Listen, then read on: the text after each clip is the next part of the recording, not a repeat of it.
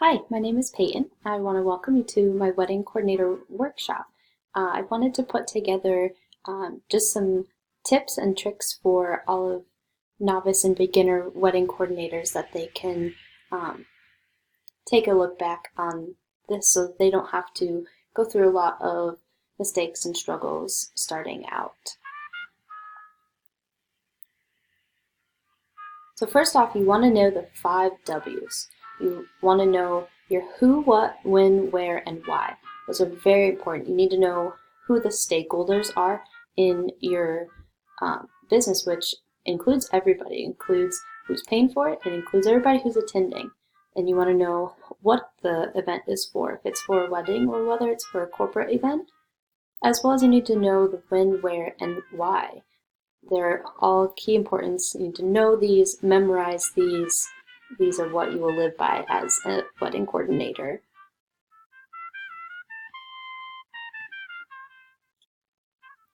So here's 8 tips and tricks for you guys to remember as a wedding coordinator. Obviously, there are more things, but these are what I feel are most important for you guys. Number 1, bring an arsenal of supplies along with you. You will always run into needing different things. A lot of times the family will bring together an emergency kit, but they're not going to bring along a hammer or a screwdriver. So you want to make sure that you've got an arsenal of supplies ready at all times. These must-haves are strikers. You're going to want one of the lighters multiple times. Candles run out. Also, there'll be, 50 tables of candles that need to be lit at once, and generally that is like the catering's job. However, it's helpful to help them out and get everything lit. You want to have some tools, a hammer, and screwdriver, and you always also want to have scissors because those come in handy, whether it's just for a loose thread or different things that you need to cut, and pens and pins also. Then you need to remember to dress professionally. Can't wear the color white, nothing in the white family, no cream, no ivory.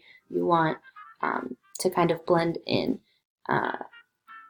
Usually wear black.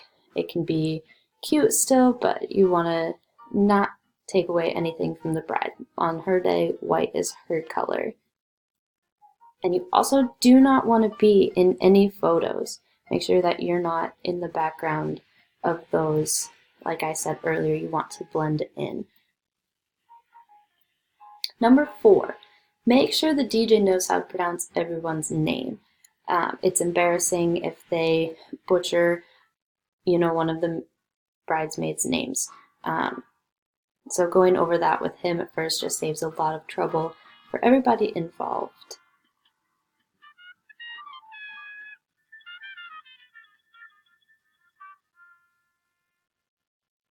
Number 5, know how to pin a boutonniere. I remember I was an assistant to a floral designer, and I definitely just faked my way through it a couple times, but this is very beneficial to know how to pin one on. Most men have no idea, so the fact that you can just come in, tie one on for them, helps immensely.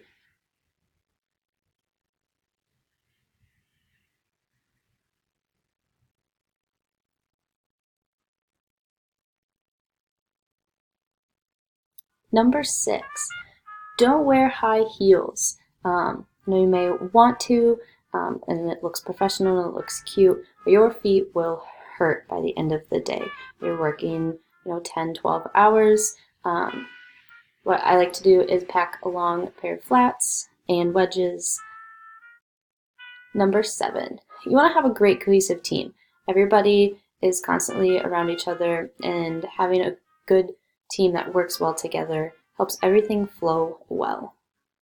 Number 8, trust your instincts. This is very important.